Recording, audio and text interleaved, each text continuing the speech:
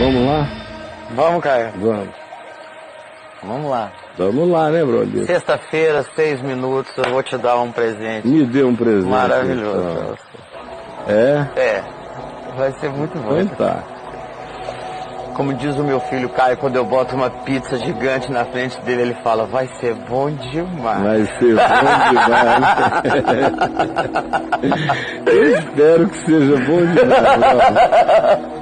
Vamos lá. Ô Caio, eu gostaria de saber, uma mulher que nos escreve, ela fala assim, eu gostaria de saber se eu estou pecando por mudar a oração do Pai Nosso, como está na Bíblia. Ah, é? É. Em particular a parte que diz, perdoai os nossos pecados assim como nós perdoamos os nossos devedores. Ela resolveu fazer uma alteração, Essa né? parte eu não tenho coragem de dizer. Aí ela ora o quê? Ela ora o seguinte, Perdoa os meus pecados, ela fala assim, apesar de eu não perdoar nenhum dos meus devedores. Não, ela fala outra coisa. Eu não falo perdoe os meus pecados e me ajude a perdoar os meus devedores. É isso que eu digo. Perdoe os meus pecados e me ajude a perdoar os meus devedores. Pois se eu disser como está na Bíblia, eu me acho falsa. E se Deus só me perdoar como eu perdoo os meus devedores, então eu estou lascada. Então ela está lascada mesmo. Porque eu ainda não é consegui perdoar duas pessoas que me prejudicaram demais na minha vida. Então ela vai ter que aprender hoje a perdoar essas pessoas pela fé. O Caio, tenha Sem paciência. emoção, sem romantismo, só uma decisão de fé. Liberar essas pessoas, dizer elas estão livres da minha vida, não me devem mais nada, eu estou livre delas. Enquanto você não fizer isso, a tua dívida permanece. Leia Mateus 18, minha filha. Eu não tenho permissão, autoridade para te dar permissão para mudar nada. Passará o céu e a terra, mas o Evangelho de Jesus é inalterável. Leia Mateus 18, o credor incompassivo. Aí você vai se enxergar lá. Agora, com relação a no coração dizer perdoa os meus pecados assim como eu tenho perdoado os meus devedores, você diga isso pedindo misericórdia a Deus no que diz respeito a perdoar todos, os de hoje e os que ainda virão. Porque na vida não nos faltam traições, nem desapontamentos, nem frustrações. Nós sempre teremos que perdoar a vida inteira. E o absoluto é esse. Agora, é claro que todo mundo, não é só em relação ao Pai Nosso, que eu não estou preso à letra mata, é o Espírito que vivifica.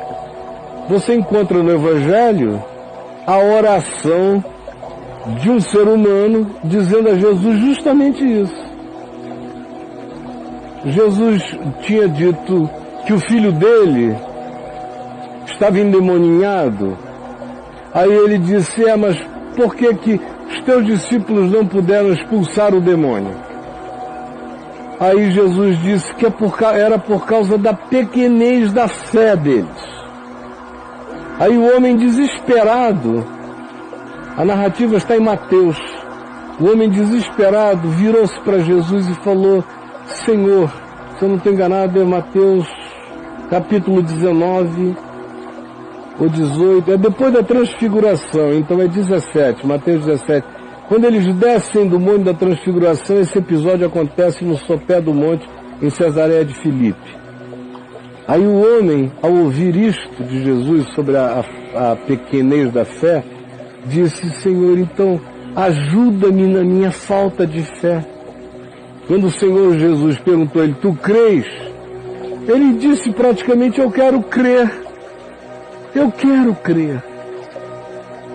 Mas ajuda-me na minha falta de fé. E o Senhor expulsou o demônio do filho dele. Quando algumas pessoas dizem, eu não tenho a fé que eu precisava, mas Senhor me ajuda na minha falta de fé, essas pessoas em geral creem mais do que aquelas que na bravata dizem que creem em tudo.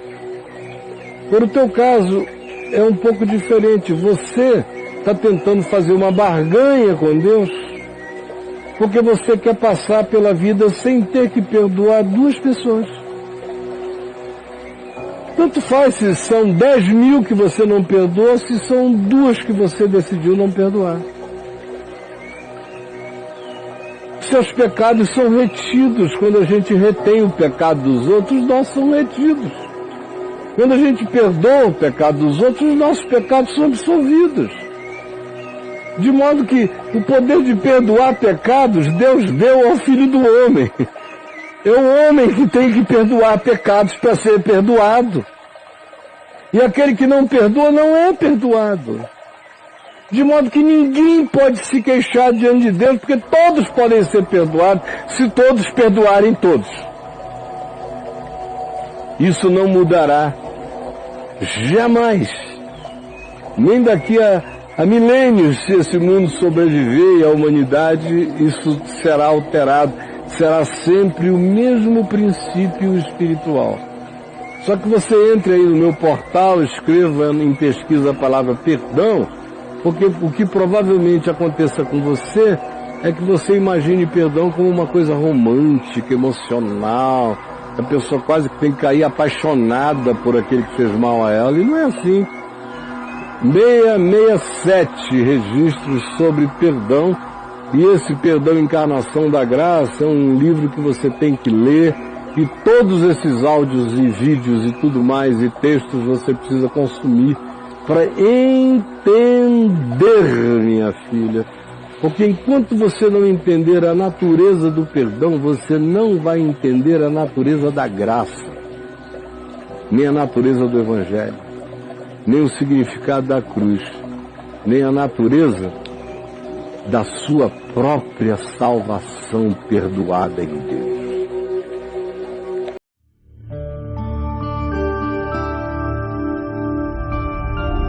Vem IVTV, o canal é você.